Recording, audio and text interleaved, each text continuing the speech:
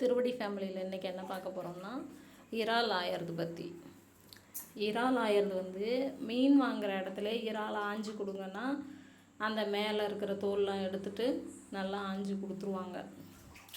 அதுக்கு பிறகு அதை நம்ம வீட்டில் வாங்கிட்டு வந்துட்டு அந்த இறாலை முதுகுக்கு பின்னாடி கொஞ்சம் சதையை எடுத்து விட்டோம்னா அந்த குடலில் கருப்பாக இருக்கு பாருங்கள், அந்த நைஸ் மணல் அது குடலில் அப்படியே ஒட்டிக்கிட்டு மேலே கருப்பாக தெரியும். அதை தாங்க மெயினாக எடுத்துகிட்டு அப்புறமா சமைக்க ஆரம்பிக்கணும். அதோடையே சமைச்சோம்னாலே நர நர நரன்னு அந்த மண் எல்லாம் நம்ம வயிற்றுக்குள்ளே தான் போகும். அதனால் என்ன பண்ணுறீங்கன்னா, அந்த ஆஞ்சு கொடுத்த இறாலை வாங்கிட்டு வந்துட்டு அந்த வயிற்றில் முதுகு பக்கம் அப்படியே மேலேருந்து கீழே வரைக்கும் கொஞ்சம் சதையை எடுத்துக்கிட்டே எடுத்துக்கூட கீழே போட வேணாம், எடுத்துக்கிட்டே வந்தீங்கன்னா அப்படியே கருப்பாக தெரியும்.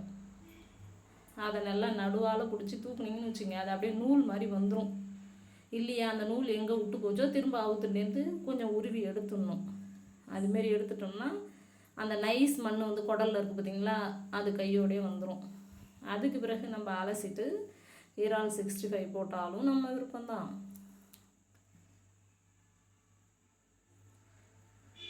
இறால் கிரேவி வச்சாலும் இறால் பிரியாணி செஞ்சாலும் நம்ம விருப்பம்தான்.